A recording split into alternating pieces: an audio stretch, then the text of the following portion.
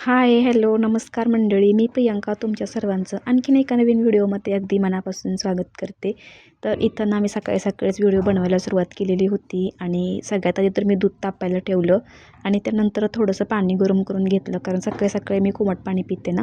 तर त्यानंतर चहा मस्तपैकी बनवून घेतला आणि चहा इकडे तयार होतोच तोपर्यंत दूध पण तापून झालेलं होतं. तर त्यानंतर चहा ओतून घेत होते इथं आणि मस्त म्हटलं आता खाली बसून चहा प्यायचं सगळ्यांनी.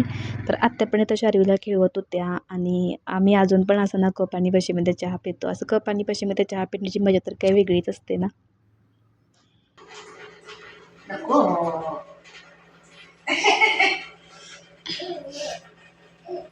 थांब. शार्वी चहा पिते. कसं लागतंय शार्वी? अय शार्वी, इकडे बघ. छान आहे चहा.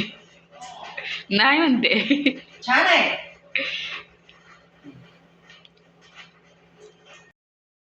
तर इथे ना सायूसोबत खेळत ना आम्ही चहा पण पिऊन घेतला आणि सकाळी लहान मुलांसोबत खेळलं की दिवसभर माइंड पण फ्रेश राहतो ना. तर त्यानंतर इथे मी तिन्ही डाळी एकत्र घेतलेल्या होत्या, तूर डाळ, मूग डाळ आणि मसूरची डाळ. कारण मला आज डाळ तडका बनवायचा होता. मग छान डाळ शिजत टाकली आणि त्यानंतर माझी इथं लाटीवडी बनवायची होती ना, त्याचीच तयारी चालू झालेली होती. तर शेंगदाणे छान असे स्वच्छ करून घेतले आणि भाजून घेतले छान खरपूस असे. त्यानंतर तीळ पण भाजून घेतले.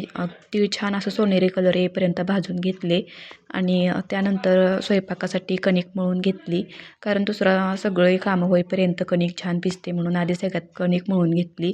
त्यानंतर डाळ पण शिजत आलेली होती आणि आज ना बुधवार होता ना, तर लाईट जाते ना बुधवारचं, तर त्याच्यामुळे ना इथं मी बारीक करायला घेतलं सगळं.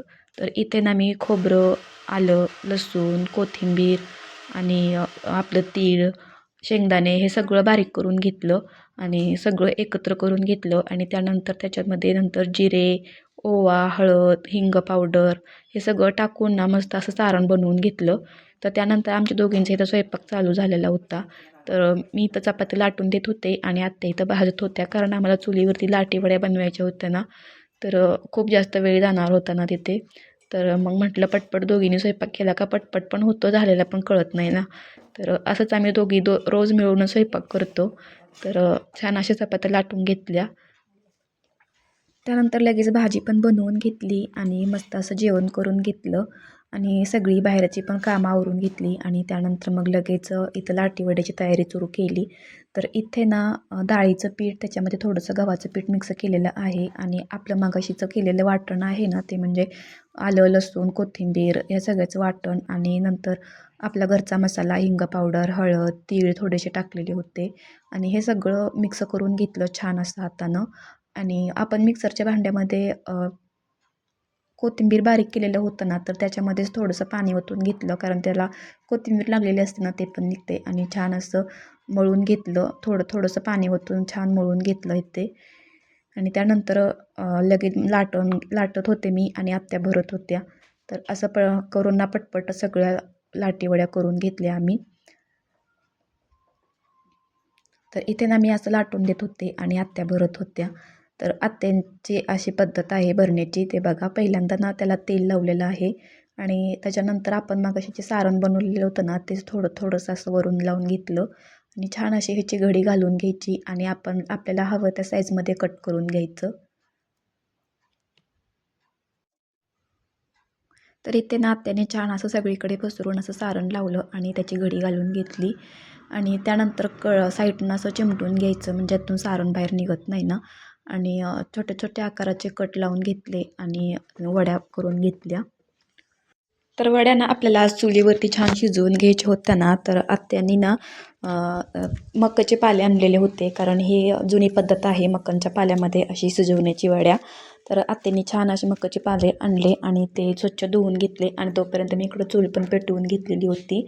तर छान अशी त्याच्यामध्ये धुवून पातेल्यामध्ये पाले ठेवले आणि त्याच्यामध्ये थोडंसं पाणी नंतर ओतून घेतलं आणि पाण्याला छान उकळी आली की त्याच्यामध्ये एक अशी वडी सोडून घेतली आणि छान वरतून ताट ठेवून झाकून ठेवलं आणि छोटासा जाळ लावून घेतला आणि त्याच्यावरती वड्या मंद आचेवर शिजवून घेतल्या. तर तुम्ही वड्या कशा करता नक्की मला कमेंट करून सांगा.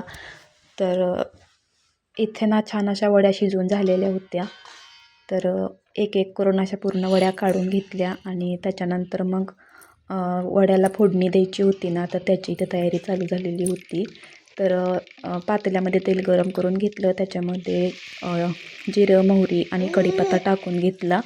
त्याच्यानंतर वरतून लगेच किसलेलं खोबरं टाकून घेतलं आणि छान असं परतून घेतलं. त्यानंतर मिरची पण टाकून घेतली, मिरची पावडर, हळद, हिंग पावडर हे सगळं, कोथिंबीर सगळं टाकून घेतलं आणि त्यानंतर वरून वड्या पण टाकून घेतल्या आणि पातेल्याला ना कपड्याने पकडून छान असं सगळीकडून हलवून घेतलं आणि इथे आपल्या लाटी वड्या बनवून तयार झालेल्या होत्या. तर इथं शार्वीचं पण छान असं मागं खेळणं चालू झालेलं होतं. तर तिचं पण थोडंसं छोटंसं शूट घेतलं, ते कारण ती खूप छान खेळत होती, पण कॅमेरा चालू केल्यानंतर तिचा मूडच गेला. तर इथे बघा किती छान असं वड्या बनवून तयार झालेल्या होत्या.